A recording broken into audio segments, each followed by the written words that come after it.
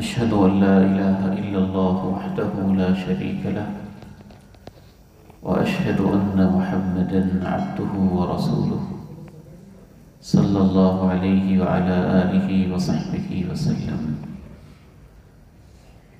رب اشرح لي صدري ويسر لي أمري واحلل عقدة من لساني يفقه قولي. اللهم آت نفسي تقواها وزكها فأنت خير من زكاها أنت وليها ومولاها. اللهم انفعنا بما علمتنا وعلمنا ما ينفعنا وزدنا علما. أما بعد، فأعوذ بالله السميع العليم من الشيطان الرجيم من همزه ونفخه ونفثه. بسم الله الرحمن الرحيم. يا أيها الذين آمنوا قوا أنفسكم وأهليكم نارا وقودها الناس والحجارة عليها ملائكة غلاظ شداد لا يعصون الله ما أمرهم ويفعلون ما يؤمرون.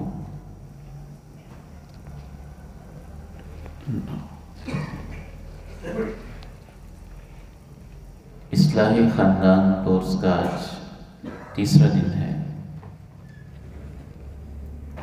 اور آج سے اللہ تعالیٰ کی توفیق سے ہماری زندگی اور ہمارے مستقبل کا اہم، سنجیدہ، نازک اور حساس ترین ٹاپک ہمارے بچوں کے کیا جذبات ہیں، ان کے اوپر، ان کے ہمارے اوپر کیا حقوق ہیں، ان کی تربیت کے حوالے سے ہمیں کیا کیا چیلنجز درپیش ہیں، قرآن و سنت میں ان کا کیا حل بتایا گیا ہے، جدید ماہرین اس کے بارے میں ہماری کیا رہنمائی کرتے ہیں۔ یہ چونکہ ایک بڑا ہی حساس اور طویل موضوع ہے، ایک دن میں ہم اسے مکمل نہیں کر پائیں گے، شاید کہ ہمارے اس پروگرام کی 3 نشستیں آج اور 2 دن اسی موضوع پہ ہوتی رہیں گی۔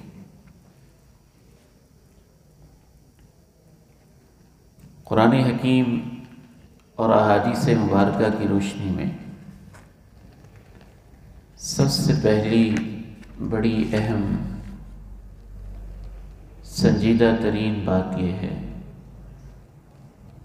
کہ باپ کو اور ماں کو بحیثیت باپ اور ماں اپنی اس ذمہ داری کا احساس کرنا چاہیے کہ کائنات کی سب سے قیمتی ترین چیز انسان ہے، اور اللہ نے مجھے ایک انسان کا باپ اور ایک انسان کی ماں بنایا ہے، اور یہ سب سے بڑی نعمت ہے، اور جتنی بڑی نعمت ہے اس کے بارے میں سوال بھی اتنا بڑا ہوتا ہے۔ ثُمَّ لَتُسْأَلُنَّ يَوْمَئِذٍ عَنِ النَّعِيمِ، تم سے نعمتوں کے بارے میں پوچھا جائے گا۔ پانی کا ایک گلاس اگر ہم پیتے ہیں تو یہ اللہ کی نعمت ہے، روٹی کا ایک نوالہ بھی نگلتے ہیں تو اللہ کی نعمت ہے، ایک سانس بھی اندر اتارتے ہیں تو اللہ کی نعمت ہے، پلک جھپک کر دیکھتے بھی ہیں تو اللہ کی نعمت ہے، ہمارے قدموں کی آہٹیں اور ہماری زبانوں کی جنبشیں، ہونٹوں کی حرکتیں اور ہاتھوں کے افعال، زبان کے بول، دماغ کی سوچ، یہ سب نعمتیں ہیں، اور ایک جیتا جاگتا، ہنستا کھیلتا، حشاش بشاش اگر اللہ نے کسی کو بچہ دیا ہے، بیٹا دیا ہے، بیٹی دی ہے، ماں کی گود کو آباد کر دیا ہے، باپ کے کندھوں پہ بٹھا دیا ہے، گھر کے آنگن کا اسے رونق بنا دیا ہے، تو یہ اتنی عظیم نعمت ہے، اگر اس کی قدر کی جائے تو ثواب بہت زیادہ ہے، اور اگر اس میں غفلت کی جائے تو اس کی سزا بھی بڑی سنگین ہے۔ رسول اللہ صلی اللہ علیہ وسلم نے امت کی یہی تربیت کی۔ جناب عبداللہ ابن عمر صحیح بخاری میں روایت کرتے ہیں کہ رسول اللہ صلی اللہ علیہ وسلم نے ارشاد فرمایا، کلکم راع وکلکم مسئول عن رعیتہ، تم سب کے سب ذمہ دار ہو اور تم سب سے اپنی اپنی ذمہ داری کے بارے میں اللہ کی عدالت میں سوال ہونا ہے۔ راعٍ بنیادی طور پر اس چرواہے کو کہتے تھے جو بکریاں چراتا تھا اور بکریاں چرانے کی مزدوری لیتا تھا، وہ بکریوں کا مالک نہیں ہوتا تھا۔ بزرگ جانتے ہیں کہ سابقہ ادوار کے اندر سارے گاؤں کی بکریاں اور سارے گاؤں کی بھیڑیں اور گائیں اور بھینسیں ایک مزدور کو، چرواہے کو، چھیڑو کو دے دیتے کہ آپ چرائیں گے، ہم ماہانہ یا سالانہ آپ کی خدمت کرتے رہیں گے۔ تو اس کو راعی کہتے تھے۔ اور اگر ایک کسی کی بھی بکری کو کوئی نقصان پہنچتا،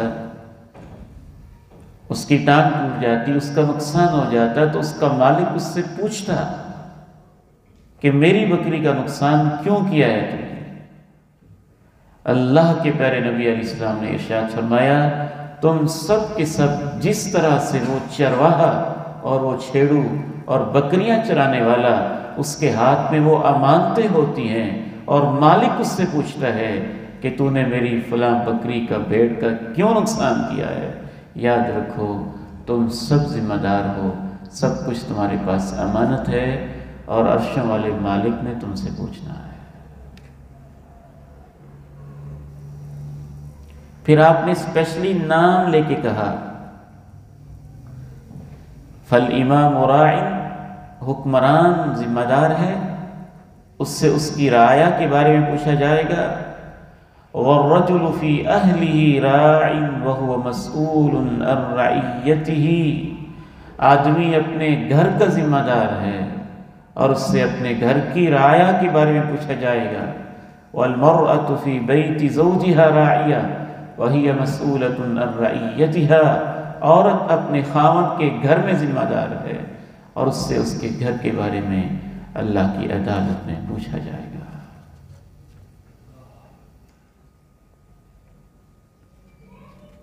اگر اس نے ذمہ داری کو صحیح ادا کیا ہے تو اتنی بڑی نعمت ہے کہ یہ اولاد، یہ بیٹے اور خصوصاً بیٹیاں جن کے غم انسان کو زیادہ ہی گھائل کرتے اور جن سے تعلق کی خاص نوعیت ہوتی ہے، رسول اللہ صلی اللہ علیہ وسلم کی اہلیہ ہماری ماں جی عائشہ صدیقہ طاہرہ مطہرہ رضی اللہ عنہا ارشاد فرماتی ہیں، میرے پاس ایک عورت مانگنے آئی، میں نے اسے ایک کھجور دی۔ میں کبھی کبھی اس حدیث میں غور کرتا ہوں تو سوچوں میں گم ہو جاتا ہوں کہ ماں کی ممتا بھی کیا ہوتی ہے۔ نہ جانے وہ کتنے عرصے سے بھوکی تھی، کتنی محتاج تھی، اور اللہ کے پیغمبر کے کاشانے کا، آپ کے گھرانے کا، دولت کدے کے اندر فقر کا بھی کیا عالم تھا کہ ماں جی کے پاس دینے کے لیے گھر میں صرف ایک ہی کھجور تھی، انہوں نے وہی دی۔ تو اس مانگنے والی عورت کے ساتھ اس کی 2 بیٹیاں تھیں۔ ماں نے اپنی بھوک کو قربان کیا، کھجور کے 2 ٹکڑے کیے، ایک حصہ ایک بیٹی کو دے دیا، آدھی کھجور دوسری بیٹی کو دے دی۔ حضرت عائشہ رضی اللہ تعالی عنہا کو یہ سین بڑا یاد رہا، ماں کی قربانی اور اس کی ممتا۔ اللہ کے پیارے نبی علیہ السلام تشریف لائے تو انہوں نے ان کے سامنے یہ بات دہرائی،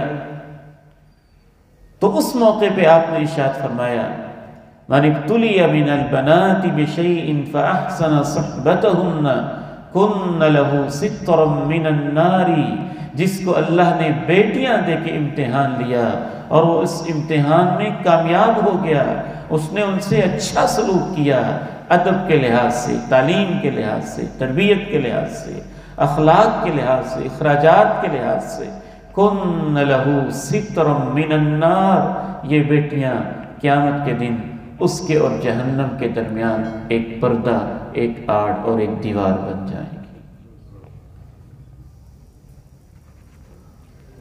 نہ صرف جہنم سے بچاتی ہے اولاد اگر اس کی صحیح تربیت کی جائے، بلکہ اولاد ایک ایسا اکاؤنٹ ہے نیکیوں کا جو آپ کے اکاؤنٹ کے ساتھ ایڈ ہوتا جاتا ہے۔ اگر آپ کے 4 بیٹے ہیں تو آپ کے 4 ایکسٹرا اکاؤنٹ ہیں، اگر 2 بچے ہیں تو 2 ایکسٹرا اکاؤنٹ ہیں جو نیکیوں کے کھلے ہوئے ہیں، اور اس وقت بھی کھلے رہیں گے جب آپ قبروں میں لیٹے ہوں گے۔ اولاد کی اچھی تربیت کی ہوگی اور وہ نیکیوں پہ عمل کرتی ہوگی، وہ آپ کے لیے دعائیں کریں گے اور درجے آپ کے بلند ہوتے رہیں گے۔ ان الرجل لترفع درجته في الجنة فيقول ان هذا، آدمی کا درجہ بلند کر دیا جاتا ہے، وہ پوچھتا ہے اللہ یہ میرے درجے کیسے بلند ہو رہے ہیں؟ فَيُقَالُ بِاسْتِغْفَارِ وَلَدِكَ لَكَ، اس لیے کہ تیری اولاد تیرے لیے بخشش کی دعائیں کر رہی ہے۔ اولاد کی تربیت کرنے والی خصوصاً خاتون، اس کے بارے میں اسپیشل حدیث آئی، اور مرد کے بارے میں اسپیشل سے حدیث آئی۔ آپ نے ارشاد فرمایا انا اول من یفتح باب الجنہ، سب سے پہلے جنت کا دروازہ میں کھولوں گا، میں کھٹکھٹاؤں گا، ساری امتوں سے پہلے، سب انبیاء سے پہلے، پوری انسانیت سے پہلے۔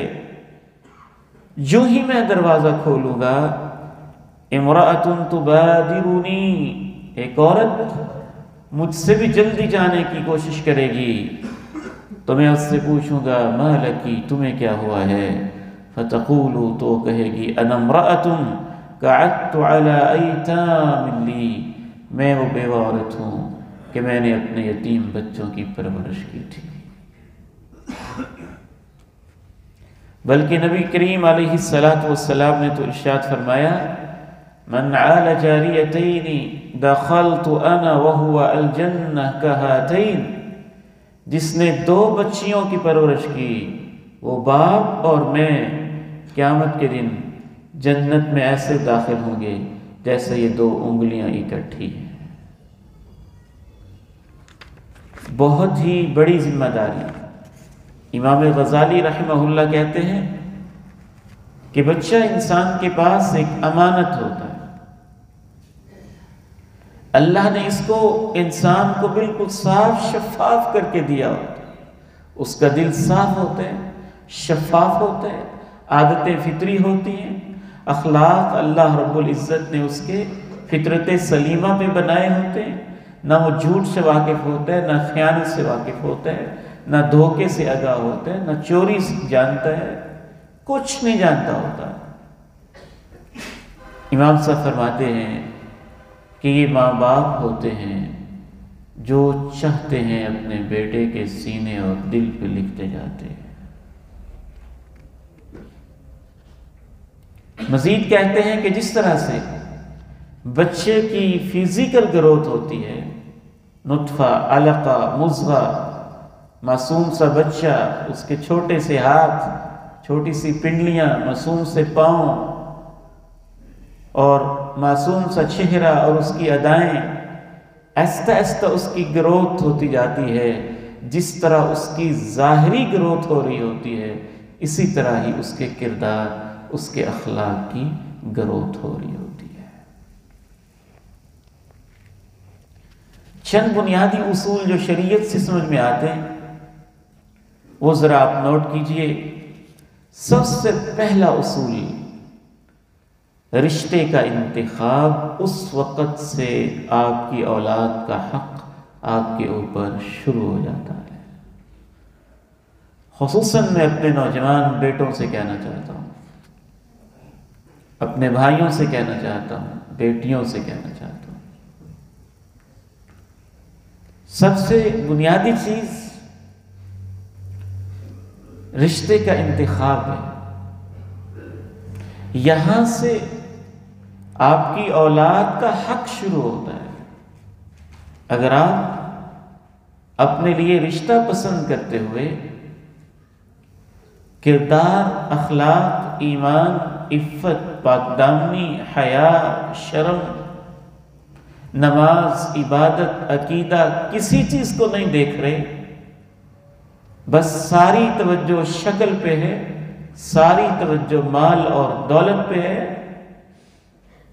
تو نہ صرف یہ کہ آپ اپنے اوپر ظلم کر رہے ہیں، آپ اپنے ہونے والی نسل کی تباہی کا خود انتظام کر رہے ہیں۔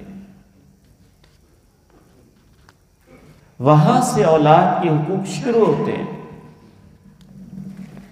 اور بعض ماہرین یہ لکھتے ہیں کہ اگر آپ نے ماں کا انتخاب غلط کر لیا ہے، یا اپنی بیٹی کے لیے آپ نے داماد کا انتخاب غلط کر لیا ہے، تو آپ نے ایک پوری نسل کو تباہی کی طرف دھکیل دیا ہے۔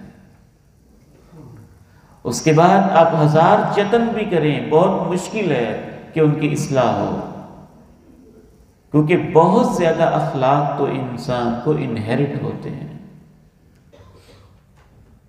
صرف ماں سے نہیں، ماں کی ماں سے بھی، صرف باپ سے نہیں، باپ کے باپ سے بھی۔ وہ ہمارے تو بزرگ بھی پنجابی میں کہا کرتے تھے کہ نانی کو دیکھیں، نانی کی رگ اثر کرتی ہے۔ اور جدید سائنٹسٹ، جینیٹیکل سائنس کے ماہرین بھی یہی بتاتے ہیں اور اس سے اتفاق کرتے ہیں۔ اللہ کے نبی علیہ السلام کی احادیث سے بھی یہی پتہ چلتا ہے۔ تو آج کے نوجوان بیٹے اور بیٹی کا ایک بہت بڑا المیہ یہ ہے کہ یہ شادی کو اور نکاح کو محض ایک جنسی تسکین سمجھتے ہیں، ایک شکل و صورت کا سودا سمجھتے ہیں، اور اس طرح کی سطحی سی سوچ رکھتے ہیں کہ وہ گہرائی سے دیکھتے ہی نہیں کہ میری آنے والی اولاد کے اوپر رشتے کے انتخاب کے کیا اثرات مرتب ہوں گے۔ اگر زمین ہی بنجر اور شریلی ہے تو آپ کا قیمتی بیج وہاں کیا کر سکتا ہے؟ سب ضائع اور برباد ہے۔ اسی لیے رسول اللہ صلی اللہ علیہ وسلم نے ارشاد فرمایا، تنکح المرأة لأربع، 4 خوبیاں دیکھ کر شادیاں کی جاتی ہیں۔ مال دیکھا جاتا ہے، خاندان دیکھا جاتا ہے، جمال دیکھا جاتا ہے، کردار اور دین دیکھا جاتا ہے۔ آپ نے یہ نہیں کہا کہ 4 کو دیکھنا منع ہے، عموماً 4 دیکھی جاتی ہیں، 4 چیزیں جمع ہو جائیں تو اچھی بات ہے، لیکن آپ نے فرمایا فاظفر بذات الدین تربت یداک، سب پر کمپرومائز کرنا پڑے تو کر لینا، دین کا انتخاب کر لینا، دینداری کو دیکھ لینا، کردار کو دیکھ لینا، اخلاق کو دیکھ لینا، کیریکٹر کو دیکھ لینا۔ تو اس حوالے سے رشتوں کا جو انتخاب ہے، آپ صرف یہ سوچ کے نہ کریں کہ یہ میری مرضی اور میری خواہش کے مطابق ہے، آپ یہ بھی سوچ کے کریں کہ میری ہونے والی نسل، اس کے لیے میں جس گود کا انتخاب کر رہا ہوں وہ ان کے لیے سوٹیبل ہے یا نہیں۔ آپ یہ چاہیں کہ ماں تو کوئی رافضیہ ہو، مشرکہ ہو، یہودن ہو، عیسائی مذہب سے تعلق رکھتی اور میں صحیح تربیت کر پاؤں، بہت مشکل بات ہے، بہت خطرے کی بات ہے۔ اس حوالے سے اہل علم یہ بھی کہتے ہیں کہ خصوصاً یہ بھی دیکھا جائے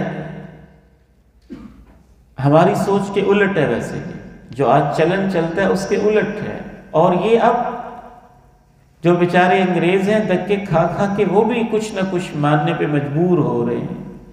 وہ عورت صرف اور صرف بچوں کے لیے فارغ ہو۔ میں آج کی دنیا کی عقل پہ حیران ہوتا ہوں، جاب کو، ملازمت کو، کسی چھوٹی موٹی فیکٹری میں کپڑا بنانے کو ترقی سمجھتے ہیں۔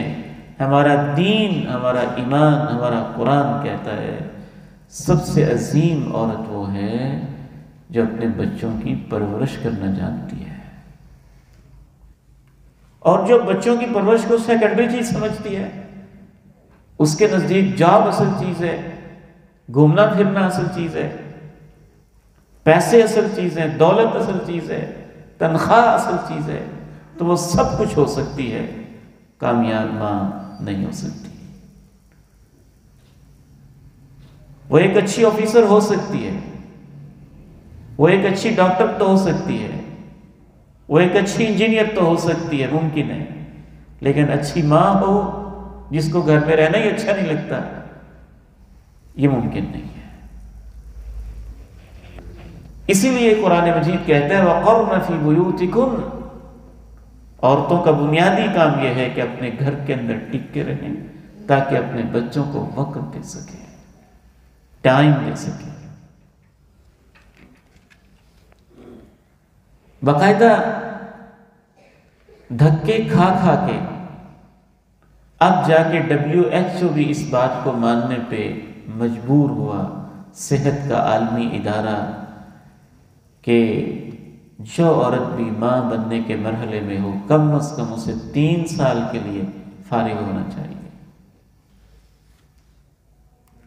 جب ان کے معاشرے میں معاملہ یہاں تک پہنچا کہ باقاعدہ یہ کہا جانے لگا کہ یہ بچے جو ہے نا یہ چابیوں والے بچے ہیں، چابیوں والے، بیچارے جب اسکول سے آتے ہیں ماں اپنی جاب پہ ہوتی ہے، باپ اپنے جاب پہ ہوتا ہے، اور ان کے ہاتھ میں صرف گھر کی چابیاں ہوتی ہیں۔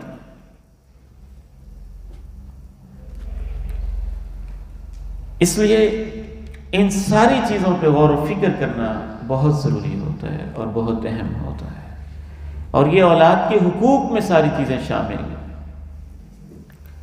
گھر سے باہر عورت جتنا بھی وقت دے گی حقیقت میں وہ بچوں کا وقت چرا کر ہی دے گی، اور اگر وہ اتنا زیادہ وقت ہو جائے کہ بچے بالکل ہی متاثر ہو جائیں تو یہ اولاد کی حق تلفی کی ایک شکل بن جاتی ہے۔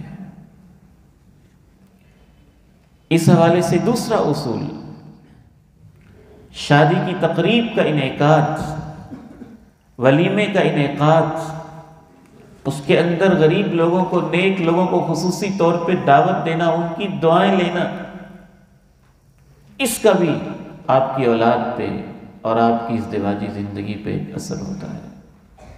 تیسری اہم چیز، میاں بیوی کا باہمی تعلق قائم کرنا، اور اس موقع پہ اللہ کو یاد کرنا، اور جو اللہ کے پیارے نبی علیہ السلام نے مخصوص دعا سکھائی ہے وہ دعا پڑھنا، یا بالکل ہی بھول جانا اور عجب انداز سے وہ لمحات گزارنا، اس کا بھی ہونے والی اولاد پر اثر ہوتا ہے۔ چوتھی چیز، دعاؤں کو بھی سیکھنے کی ضرورت ہے۔ ہم لوگ یہی دعا کرتے ہیں اللہ بیٹا دے دے، اللہ بیٹی دے دے۔ انبیاء کرام نے کبھی یہ دعا نہیں کی تھی صرف بیٹا بیٹی دے دے، ان کی دعا ہوتی تھی رب ہب لی من الصالحین، اے اللہ بہت نیک اولاد دے دے، نیک بیٹا دے دے، نیک بیٹی دے دے، نیک اولاد دے دے۔ تو اس میں یہ اس الفاظ کا اضافہ ضرور ہونا چاہیے جو ہمارے لیے آنکھوں کی ٹھنڈک ہو، جو نیک ہو اور صالح ہو۔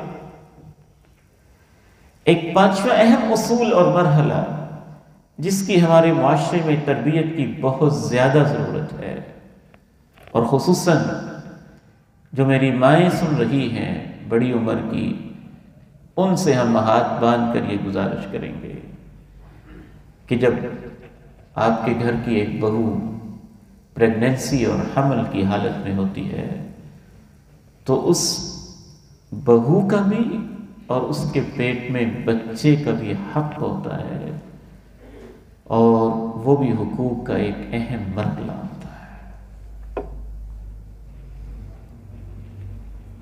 ہمارے معاشرے میں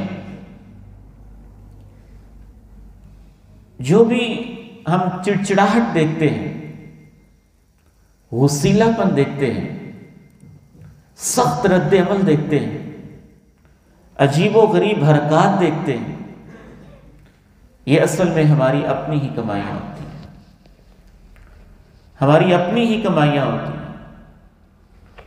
بہو کو آرام کی ضرورت ہے اور مجال ہے کہ ساس آرام دینے کے لیے تیار ہو۔ 5 ماہ 6 ماہ 7 ماہ 8 ماہ کا جو معصوم بچہ پرورش پا رہا ہے، ماہرین یہ بتاتے ہیں سکون اور خوف کی فیلنگز، شجاعت یا بزدلی کی فیلنگز، غصے کی یا تحمل کی فیلنگز، سستی کی یا ایکٹیونیس کی فیلنگز، محنت کی یا کاہلی کی فیلنگز، بہت ساری فیلنگز تو وہ ہوتی ہیں کہ بچہ ماں کے پیٹ میں پیدائش سے پہلے ہی ماں کے پیٹ کے اندر سیکھ چکا ہوتا ہے۔ 1-2 دن کا بچہ کے امپریشنز نہیں آپ کو دیتا، وہ رد عمل نہیں دیتا۔ اگر اس کی ماں کو 9 مہینے گالیاں پڑتی رہی ہیں، تھپڑی پڑتے رہے ہیں، دودھ تک اس کی اپنی ضرورت کے لیے پورا نہیں ہوا ہے، اور اس کے آرام کا اور راحت کا کسی نے خیال تک نہیں کیا ہے، تو صرف وہ ایک بہو پہ ظلم نہیں ہو رہا ہے، وہ اولاد کی حق تلفی ہو رہی ہے اور ایک نسل کے اوپر ظلم ہو رہا ہے۔ اس لیے اللہ اور اللہ کے رسول علیہ الصلاۃ والتسلیمات نے حالت حمل میں تو مخصوص احکامات دیے، حتیٰ کہ وہ عورت جس کے پیٹ میں ایک ناجائز بچہ تھا، اللہ کے نبی علیہ السلام نے اس کے اوپر بھی حد قائم نہیں کی تھی، کہا جب تک بچے کی ضروریات پوری نہ ہو جائیں۔ ایک چھٹا اصول، پیدائش کے فوراً بعد ایک خاص اہتمام، ایک خاص کلچر، ایک خاص ثقافت، ایک خاص تمدن، خاص روایات اور آداب جو ہمارا دین دیتا ہے، شاید دنیا کے کسی اور مذہب میں اس طرح سے نہیں ہوتا ہوگا۔ اس کو گڑتی دینا، نیک اور صالح بندے سے اس کا اچھا نام رکھنا، عقیقہ کرنا، سر کے بال موڑنا اور بالوں کے برابر چاندی اللہ کی راہ میں، بالوں کے وزن کے برابر چاندی اللہ کی راہ میں صدقہ و خیرات کرنا، اس کے کان میں اذان کی صدا بلند کرنا، یہ سب کیا ہے؟ یہ سب بچے کے حقوق ہیں، آداب ہیں، اور بچے کی تربیت ہی تو ہو رہی ہے، اور اس کی زندگی کے اوپر گہرے اثرات مرتب ہوتے ہیں۔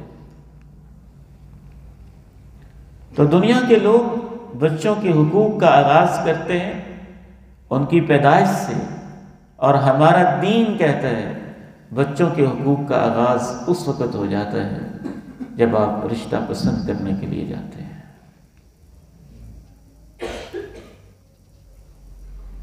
اور ترتیب کے ساتھ رشتے کے انتخاب سے لے کر ولیمے نکاح تک، ازدواجی تعلقات سے لے کر حالت حمل تک، بچے کی پیدائش سے لے کر پھر اس کی رضاعت کا مرحلہ، دودھ پلانے کا مرحلہ، جس سے آج کل بہت ساری مائیں غلط پروپیگنڈا کی وجہ سے جان چھڑانا چاہتی ہیں، یا ہم ویسے ہی خیال نہیں کرتے ان کی ضروریات کا، اس کے بھی بچے کی نفسیات کے اوپر، سوچوں کے اوپر اور اس کے کردار کے اوپر اثرات مرتب ہوتے ہیں۔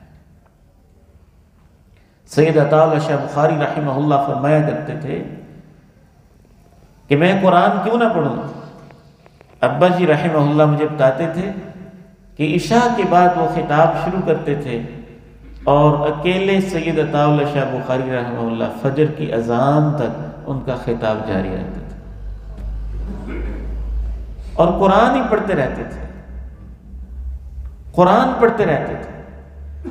انگریزوں کا دور تھا تو ایک انگریز نے ان کا نورانی چہرہ، قرآن کی آواز دیکھی اور کہا کہ جس قوم کے پاس ایسے خطیب ہوں ان کو ہم زیادہ دیر غلام نہیں رکھ سکتے. تو سید عطا اللہ شاہ بخاری رحمہ اللہ فرمایا کرتے تھے کہ میں قرآن کیوں نہ پڑھوں. جب میری ماں مجھے دودھ پلاتی تھی تو وہ قرآن کے 5 پارے تلاوت کر جاتی تھی. تو مائیں پریگنینسی کے مرحلے میں جو دیکھتی ہیں، جو سنتی ہیں، جو سوچتی ہیں، جو ان کی فیلنگز ہوتی ہیں، جو ان پہ ظلم ہوتا ہے یا وہ خود جو برے مناظر دیکھتی ہیں، جو ان کو گالیاں دی جاتی ہیں یا جو وہ خود گالیاں دیتی ہیں، جو وہ ظلم سہتی ہیں اور جو وہ ظلم کرتی ہیں، جو وہ لڑائیاں دیکھتی ہیں اور جن لڑائیوں میں وہ شرکت کرتی ہیں، یہ سب اصل میں بچے پر ہی ظلم ہو رہا ہوتا ہے. اور آٹومیٹیکلی ایک فطری انداز میں فیلنگز اس تک پہنچ رہی ہوتی ہیں، اس کی خوراک کی نالی کے ذریعے، اس کے وجود کے ذریعے، اور نفسیاتی طور پر اس بچے کی اخلاق، اس کی تخریب کاری کا آغاز وہاں سے ہم شروع کر دیتے ہیں. پھر جو کچھ ہم نے کیا ہوتا ہے وہ ہمیں واپس ملتا ہے. 8واں ایک بنیادی حق ہے بچے کے اوپر رحم اور شفقت. رسول اللہ صلی اللہ علیہ وسلم نے تو ایک حدیث میں یہاں تک ارشاد فرمایا، 1 دینار وہ ہے جو تم اللہ کی راہ میں خرچ کرتے ہو، 1 دینار وہ ہے جو غلام کی آزادی کے لیے خرچ کرتے ہو، وَدِينَارٌ تَصَدَّقْتَ بِهِ عَلَى مِسْكِينٍ 1 دینار وہ ہے جو غریب پہ صدقہ کر دیتے ہو، اور 1 دینار وہ ہے جو تم اپنے گھر پہ خرچ کرتے ہو. آپ نے ارشاد فرمایا سب سے زیادہ ثواب اس کا ہوتا ہے جو تم اپنے بیوی بچوں پہ خرچ کرتے ہو. یہ صحیح مسلم کی حدیث ہے. اخراجات کرنا رحم دلی کا حصہ ہے. بچے کو گود میں اٹھانا، حضرت ام قیس اپنا ایک بچہ لے کے آئی، اللہ کے پیارے نبی کا حقیقی بیٹا نہیں ہے، امت کی بیٹی کا بیٹا ہے. آپ نے اس کو بھی اپنی گود میں بٹھایا، حتیٰ کہ اس بچے نے امام کائنات کی گود میں پیشاب کر دیا. آپ نے حکم دیا، چھینٹے لگائے گئے اور اس طرح سے اس کپڑے کو پاک کیا گیا. یہ صحیح بخاری کی حدیث ہے. بچے کو بوسہ دینا نبی علیہ السلام کی سنت ہے، اور اس دور کے اندر جب مردوں کے لیے بچوں سے پیار کرنا معیوب سمجھا جاتا تھا، لوگ کہتے تھے یہ تو عورتوں کا کام. تو اقرا بن حابس نے جب دیکھا تو کہا، اللہ کے پیارے نبی آپ بچے سے بڑا پیار کر کے بوسہ دے رہے، میرے تو 10 بچے ہیں، میں نے کبھی کسی کو پیار نہیں کیا. اللہ کے پیارے نبی علیہ السلام نے اس کی طرف غور سے دیکھا اور کہا، من لا یرحم لا یرحم، جو رحم نہیں کرتا اس پر رحم نہیں کیا جاتا. عبادت کے دوران بھی اللہ کے پیارے نبی علیہ السلام بچوں کا خیال رکھتے تھے. کوئی ایک نماز تھی، جناب عبداللہ ابن شداد کہتے ہیں میں اللہ کے نبی کے پیچھے تھا، آپ نے نماز کی حالت میں حسن یا حسین کو اٹھایا ہوا تھا. یہ جنت کے شہزادے رضی اللہ عنہما، اللہ کے نبی علیہ السلام آگے بڑھے، آپ نے بچے کو اٹھایا ہوا تھا، نماز کے لیے آگے بڑھے، اس کو یوں نیچے بٹھا دیا، پھر آپ نے نماز شروع کر دی. جب آپ سجدے میں گئے تو بچہ آپ کی کمر پہ چڑھ کے بیٹھ گیا. جماعت کروا دی، مصلی امامت پہ، اور بچہ آپ کی کمر مبارک پہ چڑھ کے بیٹھ گیا. تو بہت لمبا آپ نے سجدہ کیا۔ جناب عبداللہ بن شداد کہتے ہیں کہ میں نے نماز کی حالت میں ہی اپنا سر اٹھا کے دیکھا کہ کیا ہو گیا، اللہ کے پیارے نبی نے اتنا لمبا سجدہ کر دیا۔ پتہ چلا کہ مجبوری میں بندے سے ایسا فعل ہو جائے تو اس سے نماز نہیں ٹوٹے گی، غیر اختیاری طور پہ ان سے ہو گیا۔ کہتے میں نے سر اٹھا کے دیکھا تو میں نے دیکھا کہ جناب حسن یا حسین آپ کی کمر مبارک پہ چڑھ کے بیٹھے اور آپ سجدے کی حالت میں ہیں۔ تو جب میں نے دیکھ لیا تو میں پھر دوبارہ سجدے میں چلا گیا۔ نبی علیہ السلام نماز سے فارغ ہوئے تو لوگوں نے کہا اللہ کے پیارے نبی آج آپ نے ایک سجدہ بہت لمبا فرمایا ہے، ہمیں خدشہ سا ہونے لگا کہیں کوئی حادثہ ہو گیا ہو، نہ ہو گیا ہو، یا شاید کوئی وحی آ رہی ہے۔ آپ نے فرمایا نہ کوئی حادثہ ہے نہ کوئی وحی ہے، کچھ نہیں ہوا۔ وَلَكِنَّ ابْنِي ارْتَحَلَنِي فَكَرِهْتُ أَنْ أُعَجِّلَهُ حَتَّى يَقْضِيَ حَاجَتَهُ، میرے بیٹے نے مجھے اپنی سواری بنا لیا تھا اور میرے اوپر چڑھ گیا تھا، میں نے کہا کہ جب تک یہ خود نہیں اٹھے گا میں بھی اپنا سر نہیں اٹھاؤں گا۔ ایسی شفقت، ایسی محبت، یہ سنن نسائی کی حدیث ہے، 1141 حدیث نمبر۔ بلکہ آپ فرماتے ہیں میں نماز میں داخل ہوتا ہوں، میرا ارادہ ہوتا ہے کہ آج لمبی قرات کروں گا، بچے کے رونے کی آواز آتی ہے تو میں اپنی نماز کو مختصر کر دیتا ہوں۔ یہ بھی صحیح بخاری کی حدیث ہے۔ بعض لوگ اپنے بچوں کے ساتھ تو بڑے مہربان ہوتے ہیں اور دوسرے کے بچوں کو اللہ تعالیٰ معاف فرمائے وہ جانور کے بچے جتنی بھی اہمیت نہیں دیتے۔ اپنے بچے سب کچھ ہیں اور دوسروں کے بچے وہ تو بس ایرے گہرے نتو خیرے، کیا ان کے لیے ان کی اہمیت ہے۔ نبی علیہ السلام کی سنت مبارکہ یہ تھی کہ آپ جیسے اپنے بچوں سے پیار کرتے تھے دوسرے بچوں سے بھی آپ پیار کرتے تھے۔ نماز کو آپ نے مختصر کیا کسی دوسرے بچے کے لیے، حتیٰ کہ وہ بچے جو آپ کی خدمت کرنے والے تھے، ان میں سے ایک معصوم بچہ ہے جناب انس رضی اللہ تعالی عنہ، 10 سال کی ان کی عمر تھی جب آپ کی خدمت میں آئے، 10 سال انہوں نے خدمت کی، 20 سال کی عمر تھی جب اللہ کے پیارے نبی اللہ کے پاس پہنچ گئے۔ جناب انس کہتے ہیں میں نے آپ کی 10 سال خدمت کی، جھڑکنا، مارنا، ڈانٹنا تو بات کی بات ہے، ان 10 سالوں کے اندر اللہ کے پیارے نبی نے مجھے ایک دفعہ اف بھی نہیں کہا ہے۔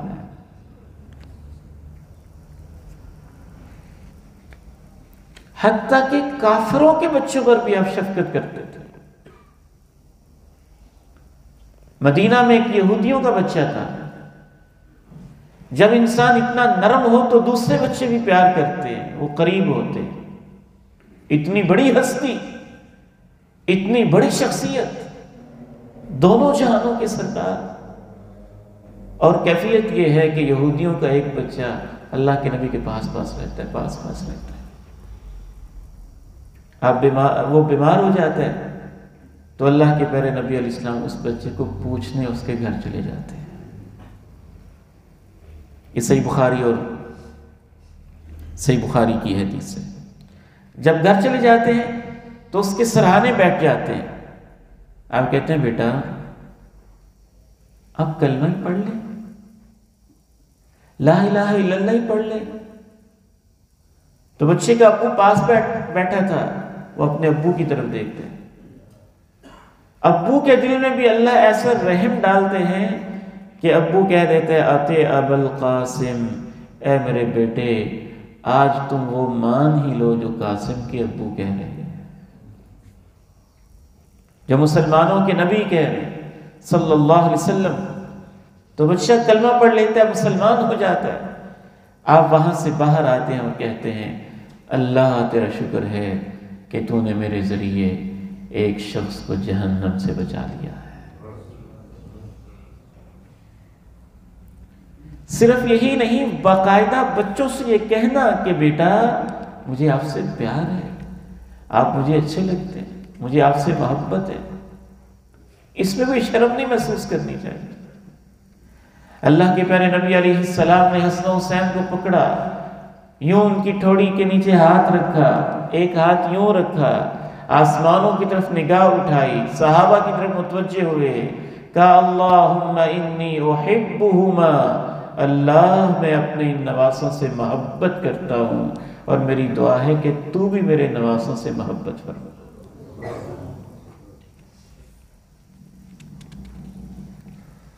بچوں کے کھلونوں سے بھی اللہ کے پیارے نبی علیہ السلام محبت کرتے تھے، ان کا بھی خیال رکھتے تھے۔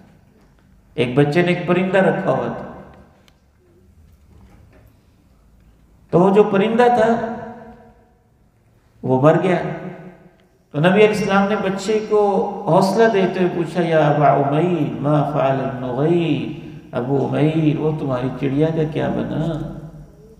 وہ چلی گئی، کیا بنا تمہاری چڑیا کا؟ پیار سے آپ نے ان سے پوچھا۔ ایک نواں اصول، یہ بنیادی اصول تھا، 8ویں بات تھی رحم دلی۔ یہ رحم دلی کے اندر ساری ذیلی چیز ہے۔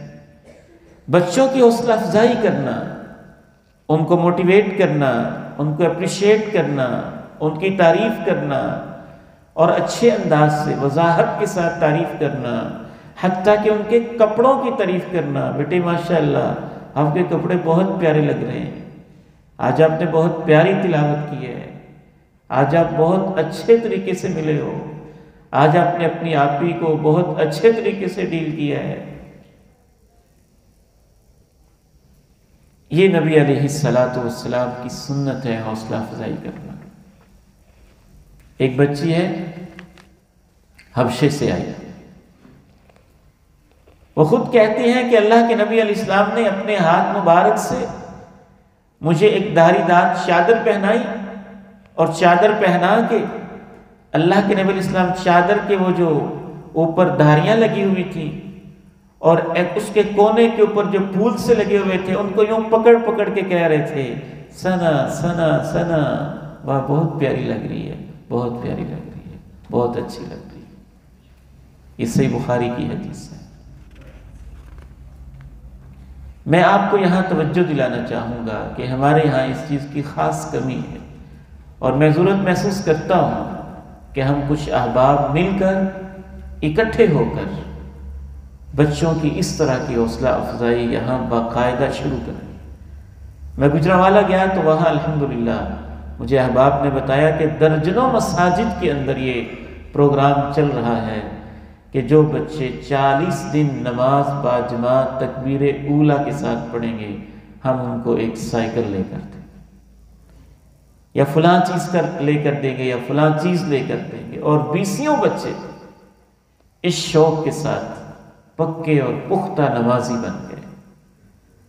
تو یہاں بھی حاجی غلام اللہ صاحب ماشاءاللہ تشریف رکھتے ہیں مسجد الہدیٰ میں، اور یہاں کے جو ساتھی بیٹھے ہوئے ہیں، حاجی محمد صاحب بیٹھے ہیں، اور احباب بیٹھے ہیں، عمران بھائی بیٹھے ہیں، یہاں بھی ہمیں یہ پروگرام شروع کرنا چاہیے انشاءاللہ،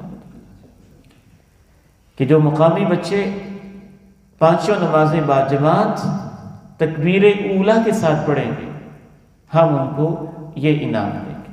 تو یہ حوصلہ افزائی کرنا، تعریف کرنا، اپریشیٹ کرنا نبی علیہ السلام کی احادیث سے یہ معلوم ہوتا ہے۔ آج کا ہمارا آخری اہم ترین پوائنٹ یہ ہے، بچوں کی غلطیوں کو کیسے ڈیل کیا جائے۔ بچے ہیں، خطا کرتے ہیں، کوئی اس نے غلطی کر لی، اسکول نہیں گیا، ہوم ورک نہیں کیا، سبق نہیں یاد کیا، لڑائی ہو گئی گھر میں، کوئی مسئلہ ہو گیا، یہ ہماری زندگی کا ایک اہم ترین مرحلہ ہوتا ہے، اور نفسیات کے ماہرین لکھتے ہیں بچوں کی غلطیوں سے نقصان کم ہوتا ہے، اور ان کی غلطی کی اصلاح کرنے کے لیے جو بڑے غلطیاں کرتے ہیں نا، سارا فساد اس میں ہوتا ہے۔ میرا یہ موبائل ہے، خراب ہو گیا، اس میں کوئی پرابلم آ گئی، فالٹ آ گیا، مثلا وہ فالٹ چھوٹا ہوگا، اور اگر کسی اناڑی کے ہاتھ لگ گیا اور اس نے اس کی غلطی اور اس کے فالٹ کو غلط طریقے سے درست کیا تو پھر سارا موبائل ہی خطرے میں ہے۔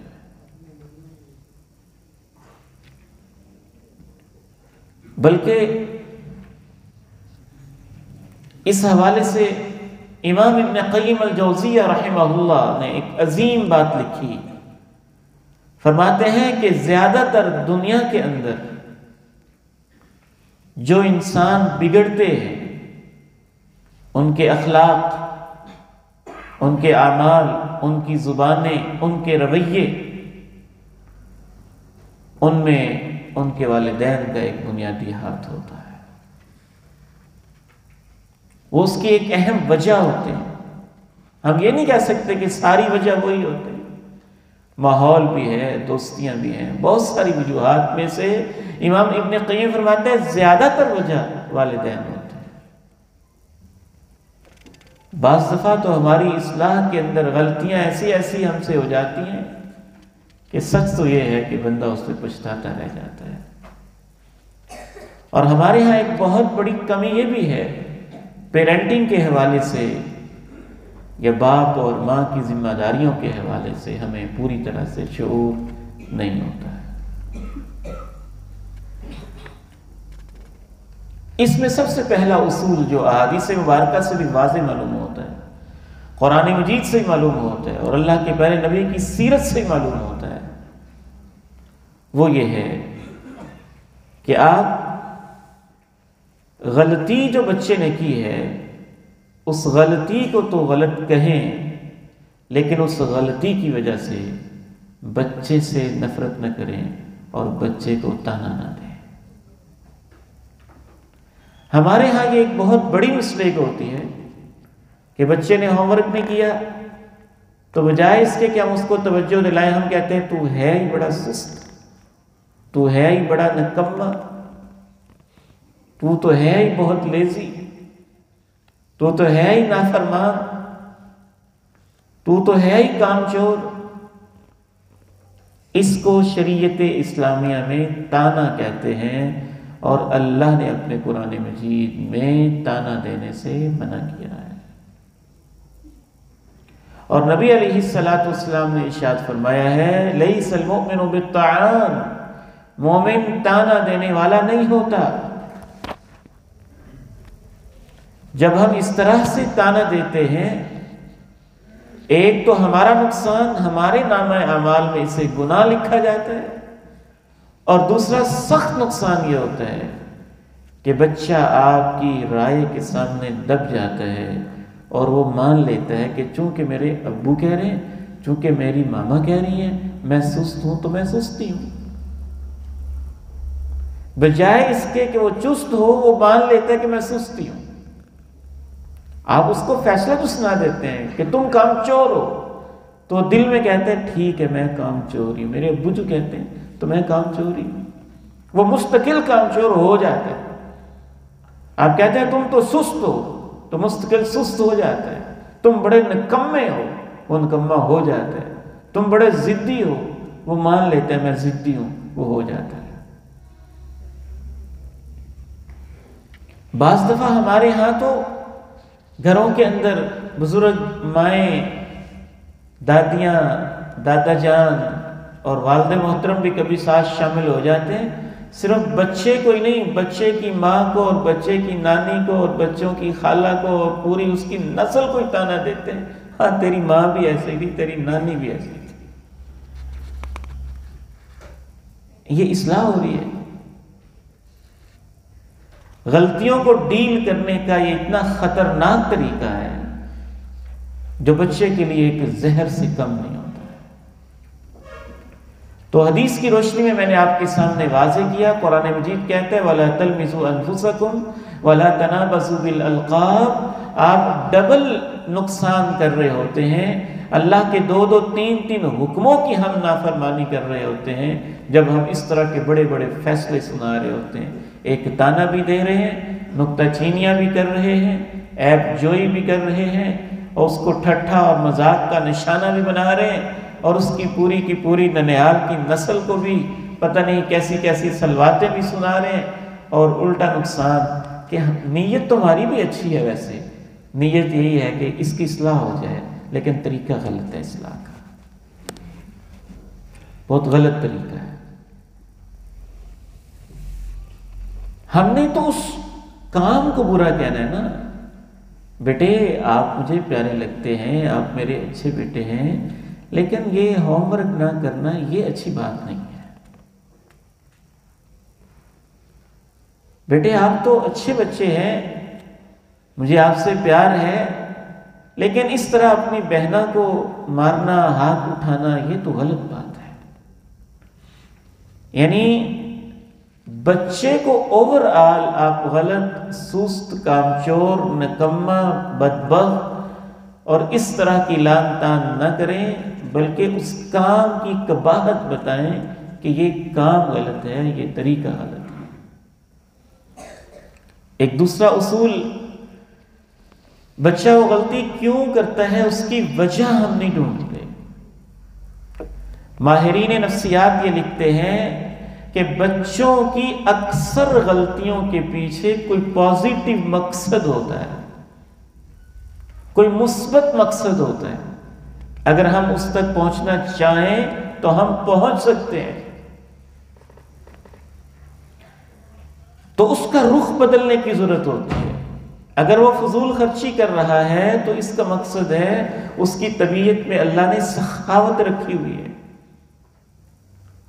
اگر وہ مار پٹائی کر رہے ہیں تو اس کا مطلب ہے اس میں اللہ نے شجاعت اور بہادری رکھی ہوئی ہے، ہم اس کو کوئی پازیٹیو ڈائریکشن نہیں دے رہے اور وہ غلط استعمال ہو رہی اس کی طاقت، اس میں سخاوت کی عادت ہے، ہم اس کو صحیح ڈائریکشن نہیں دے رہے اور وہ فضول خرچی کی طرف جا رہا ہے۔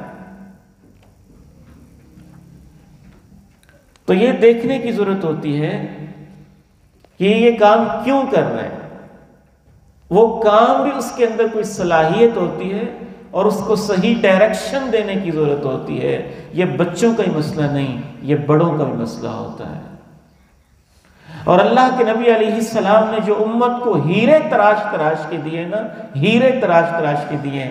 آج میں ایک عربی کتاب پڑھ رہا تھا اور اس کا رائٹر یہ لکھ رہا تھا، باپوں سے بڑی معذرت کے ساتھ کہتا تھا، اللہ ہمیں ہیرے دیتا ہے اور ہم ان کے ساتھ لوہاروں والا سلوک کرتے ہیں۔ اللہ ہمیں سونا چاندی ہیرے موتی دیتا ہے اور ہم لوہاروں کی طرح ہتھوڑے مار مار کے ان کو ڈیل کرتے ہیں اور ان کی نفسیات کو تباہ کر کے رکھ دیتے ہیں۔ تو ماہرین نفسیات یہ لکھتے ہیں، نبی علیہ السلام نے دنیا کا جو عظیم ترین کارنامہ سر انجام دیا، آپ جانتے ہیں جناب عمر فاروق آپ کے آنے سے پہلے کیا کر رہے تھے؟ کبھی اس کو مارا، کبھی اس کو مارا، کبھی اس پہ تلوار اٹھائی، کبھی اس پہ تلوار اٹھائی۔ اللہ کے نبی علیہ السلام نے عمر فاروق رضی اللہ تعالی عنہ کی صلاحیتوں کو اللہ کے دین کی طرف اور جہاد کی طرف موڑ دیا۔ جو فضول خرچ تھے وہ اصل میں سخی تھے اور صدقہ و خیرات کرنے کی طبیعت تھی ان کی، لیکن ان کو کوئی گائیڈ کرنے والا نہیں تھا۔ اللہ کے نبی علیہ السلام نے جب ان کو اللہ کی راہوں میں خرچ کرنے کے طریقے سکھائے تو وہ لوگ ایسے سخی ہوئے کہ ایک ایک دن میں کئی گھوڑے اور اونٹ اور اپنا سب کچھ اللہ کی راہ میں قربان کرنے پہ لگ گئے۔ تو ان کو پازیٹیو ڈائریکشن دینا، حتیٰ کہ اگر آپ کا بچہ تنگ کر رہا ہے، بار بار تنگ کر رہا ہے، تو بہت ممکن ہے کہ اس کے پیچھے وجہ یہ ہو کہ وہ آپ کا پیار چاہتا ہو، آپ کی توجہ چاہتا ہو، 2-4 دن سے آپ آفس سے لیٹ آتے ہوں، اس سے ملتے نہ ہوں، اس کو ٹائم نہ دیتے ہوں، تو وہ چیخ کے تنگ کر کے اپنا حق لینا چاہتا ہو اور آپ کی توجہ لینا چاہتا ہو، لیکن اسے اس کے اظہار کا طریقہ نہ ہو۔ اسی طرح سے نبی علیہ السلام کی سنت سے یہ چیز بھی سمجھ میں آتی ہے کہ بچوں کو ہر وقت ٹوکتے نہ رہیں، یہ نہ کرو، یہ بھی نہ کرو، یہ بھی نہ کرو، یہ بھی نہ کرو، یہ بھی نہ کرو، یہ بھی نہ کرو۔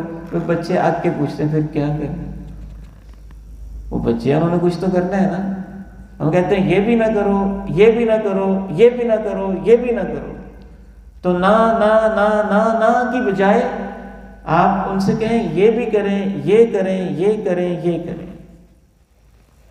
ایک بچہ نبی اسلام بیٹھے ہیں، دسترخوان لگا ہوا ہے، وہ بھاگا بھاگا آتا ہے، یہاں سے ایک چیز کھائی، ایک یہاں سے کھائی، ایک یہاں سے کھائی، ایک یہاں سے کھائی۔ آپ علیہ السلام نے نہ اس کو ڈانٹا، نہ اس کو جھڑکا، نہ اس کو تھپڑ لگائے، نہ کچھ کہا، نہ گالی سنائی۔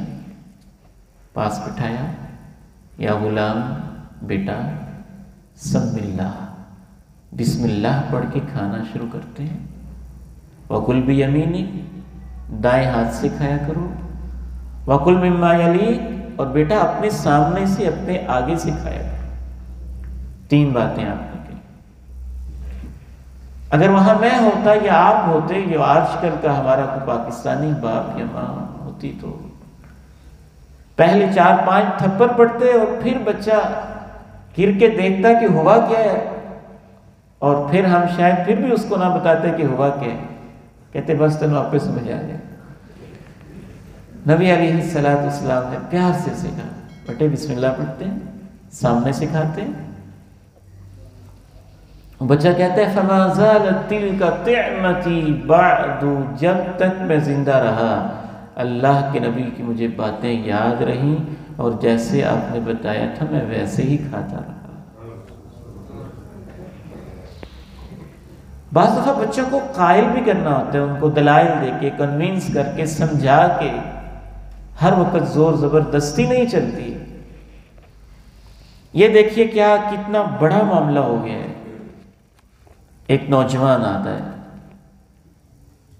سیدھا یا کہ اللہ کے پیارے نبی علیہ السلام سے کہتا ہے اذن لی بالزنا، مجھے بے حیائی کی اجازت دے دے۔ دل کا سچا تھا، کھری بات اس نے کی تھی۔ جو بھی اس کے غلط معاملہ چل رہے تھے ان سے رکنا اسے مشکل لگ رہا تھا۔ اس نے کہا چلیں اللہ کے نبی سے اجازت لے لیتے ہیں۔ کہا جی مجھے تو اجازت دے دیں۔ صحابہ نے اس کو ڈانٹا کہ دیکھو رک جاؤ رک جاؤ، یہ کیا کہہ رہے ہو، رک جاؤ۔ نبی علیہ السلام نے یہ نہیں کہا رک جاؤ، اللہ اکبر، نبی علیہ السلام نے کہا بیٹے میرے قریب آ جاؤ۔ قریب آ گیا، بیٹھ گیا، کہا بیٹے اپنی ماں کے لیے تم بے حیائی کو پسند کرتے ہو؟ کہتا میں آپ پہ قربان جاؤں اللہ کی قسم بالکل نہیں۔ کہا بیٹے تو جس سے تو بے حیائی کرے گا وہ بھی تو کسی کی ماں ہوگی نا، تو لوگ بھی اپنی ماؤں کے لیے پسند نہیں کرتے۔ اچھا بیٹے اپنی بیٹی کے لیے یہ بے حیائی پسند کرتے ہو؟ کہتا اللہ کی قسم نہیں، میں آپ پہ قربان جاؤں اللہ کی قسم نہیں۔ کہ جس سے تو کرے گا وہ بھی تو کسی کی بیٹی ہوگی نا، تو لوگ بھی اپنی بیٹیوں کے لیے بے حیائی پسند نہیں کرتے۔ بیٹے اپنی بہن کے لیے پسند کرتے ہو؟ اللہ کی قسم بالکل نہیں، تو لوگ بھی اپنی بہنوں کے لیے پسند نہیں کرتے۔ اپنی پھپھوں کے لیے پسند کرتے ہو؟ اللہ کی قسم نہیں، لوگ بھی اپنی پھپھوں کے لیے پسند نہیں کرتے۔ اپنی خالہ کے لیے پسند کرتے ہو؟ نہیں، تو لوگ بھی اپنی خالاؤں کے لیے یہ بے حیائی پسند نہیں کرتے۔ قریب بھی کیا، دلیل بھی دی، اور یہ تیسرا بھی بڑا اہم طریقہ ہے، اس میں حکمت، غلطی کو آپ نے کیسے ڈیل کیا۔ اللہ کے پیارے نبی علیہ السلام نے اپنا مبارک ہاتھ اس کے جسم پہ رکھ دیا۔ اس کی ایک اپنی تاثیر ہوتی ہے، جس کو آپ سمجھا رہے ہیں اس سے پیار کرنا، اس کے سر پہ ہاتھ پھیر دینا، کمر پہ ہاتھ پھیر دینا، سینے پہ ہاتھ پھیر دینا۔ ایک بزرگ نیک ہستی کا اپنا ہاتھ اس کے اوپر رکھ دیا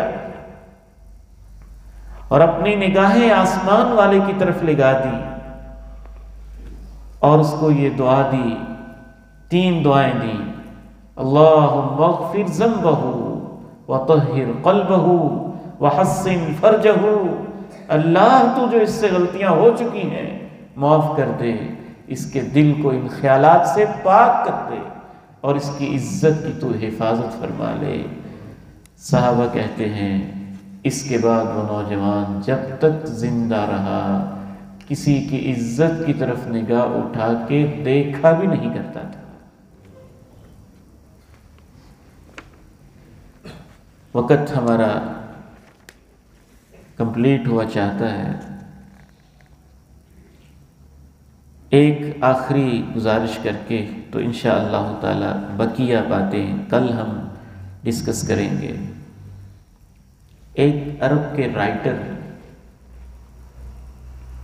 انہوں نے ہماری ضمیر کو جھنجھوڑنے کے لیے ایک بڑی خوبصورت مثال دی ہے، اور پھر انہوں نے ایک نثر لکھی ہے جس کا میں نے اردو میں ترجمہ کی ہے، وہ میں آخر میں آپ کے سامنے پیش کرنا چاہتا ہوں۔ ایک مثال وہ یہ دیتے ہیں کہ بعض دفعہ ہم جلدی میں کیا کرتے ہیں کہ یہ بٹن نیچے کر دیا، نیچے والا بٹن اوپر کر دیا تو قمیض عجیب سا لگ رہا ہوتا ہے۔ قمیض وہی ہوتے ہیں، اس کی ترتیب ہم نے یہ ویسے ویس کوٹی ہے تو یہ سامنے کی بجائے میں نے ایسے بند کر دیا، تو جب ایسے بند کیا آئینے میں جا کے دیکھا تو یہ غلط بند ہوا تھا، تو کیا پھر میں آئینے پہ غصہ کرتا ہوں کہ تو مجھے غلط کیوں دکھا رہا ہے؟ بتائیے کہ ذرا، آئینے پہ غصہ کرتے ہیں کہ تو غلط کیوں دکھا رہا ہے؟ ہم اپنی اصلاح کرتے ہیں کہ مجھ سے غلطی ہوئی ہے، اس کو کھولتے ہیں اور اس کو دوبارہ بند کرتے ہیں۔ وہ شیخ لکھتے ہیں جو عالم بھی ہیں اور ماہر نفسیات بھی ہیں کہ آپ کا بیٹا جو بھی غلطیاں کر رہا ہوتا ہے حقیقت میں وہ آپ ہی کی غلطیاں ہوتی ہیں اور وہ آپ کو آئینہ دکھا رہا ہوتا ہے۔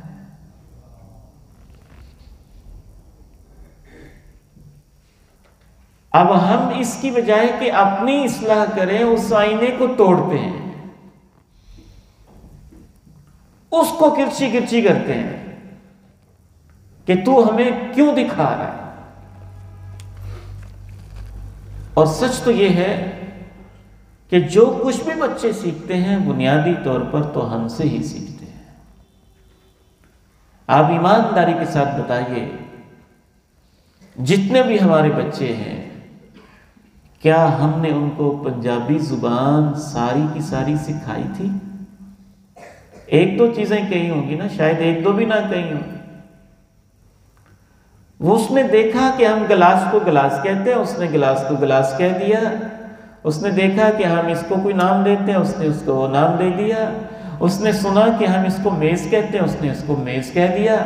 اس نے ہم سے سنا کہ اس کو کتاب کہتے ہیں، اس کو اس نے کتاب کہہ دیا۔ اس نے سنا کہ اس کو موبائل کہتے ہیں، اس نے اس کو موبائل کہہ دیا۔ اس نے سنا اس کو ہم رومال کہتے ہیں، اس نے اس کو رومال کہہ دیا۔ اس نے سنا ہم اس کو آنکھیں کہتے ہیں، اس کو ہاتھ کہتے ہیں، اس کو پاؤں کہتے ہیں۔ جو کچھ اس نے ہم میں سے سنا وہی کچھ اس نے یاد کر لیا۔ بعین ہی اسی طرح سے جو اس نے گھر میں سلوک دیکھا، میرے ماں باپ کیسے رہتے ہیں، میرے انکل کیسے رہتے ہیں، میرے ماموں کیسے رہتے ہیں، نانی کیسے رہتی ہے، دادی کیسے رہتی ہے، تو 15-20 سال کے بعد وہی کچھ اس نے ہمیں آئینہ دکھا دیا کہ تم ایسے رہتے تھے، میں بھی ایسے ہی رہوں گا۔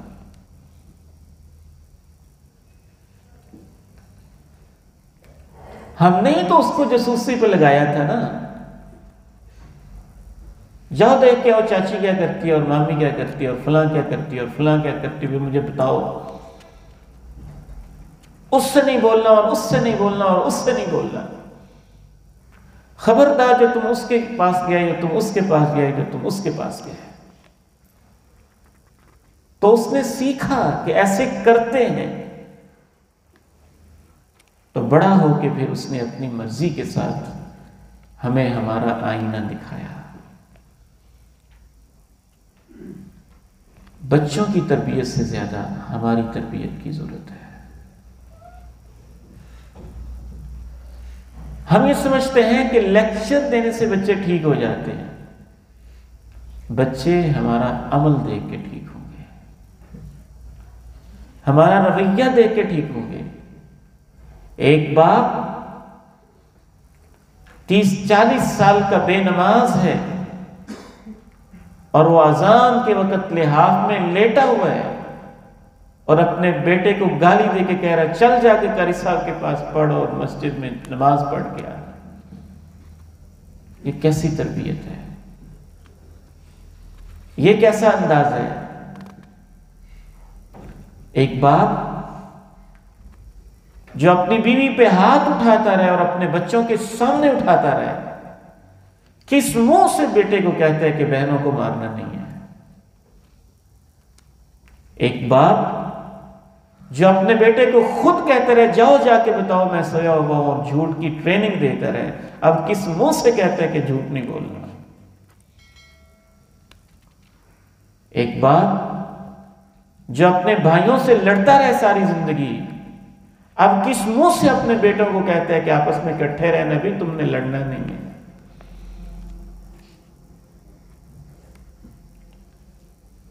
تو عرب رائٹر کہتے ہیں کہ بچے ہمیں ہمارا آئینہ دکھاتے ہیں، جو ان کی غلطیاں ہیں وہ اصل میں ہماری ہوتی ہیں، جو کچھ وہ کر رہے ہوتے ہیں وہ اصل میں ہم نے خود ہی سکھایا ہوتا ہے۔ ڈائریکٹ یا انڈائریکٹ سکھانا یہ نہیں ہوتا کہ آپ نے ان کو کہا ہو کہ جھوٹ بولا کرو، اصل سکھانا یہی ہے کہ آپ ان کے سامنے جھوٹ بولتے رہے۔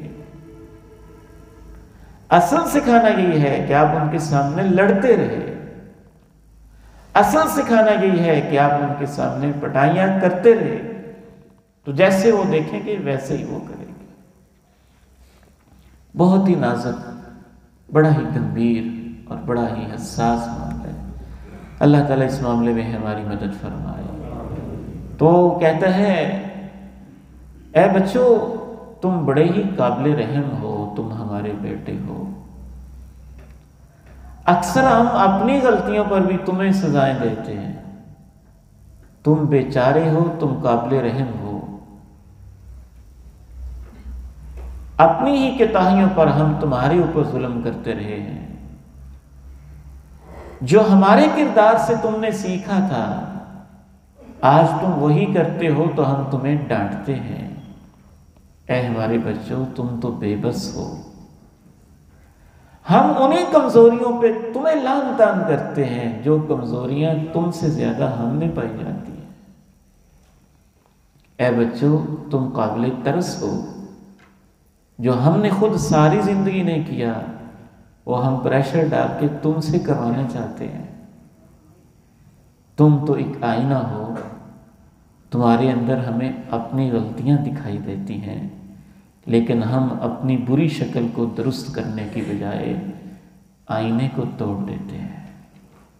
تم بے بس ہو، تم بیچارے ہو، ہم اپنی غلطیوں کا بوجھ تمہارے کندھوں پہ ڈالتے ہیں، لیکن تم اتنے اچھے ہو بچوں کہ تم پھر بھی ہم سے محبت کرتے ہو، درگزر کرتے ہو اور رحم کرتے ہو، کیونکہ تمہارے دل ابھی صاف ہیں۔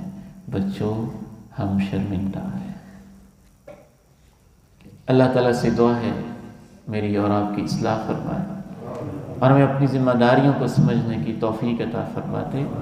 یہ گفتگو انشاءاللہ تعالیٰ جاری ہے، خصوصاً جب بچے ٹین ایج میں پہنچ جاتے ہیں، شادی بیاہ کے کچھ مراحل ہوتے ہیں، اور اس کے بعد ہمارا تیسرا دن اسپیشلی میڈیا کے حوالے سے جو چیلنجز ہیں اس پر بھی گفتگو ہوگی۔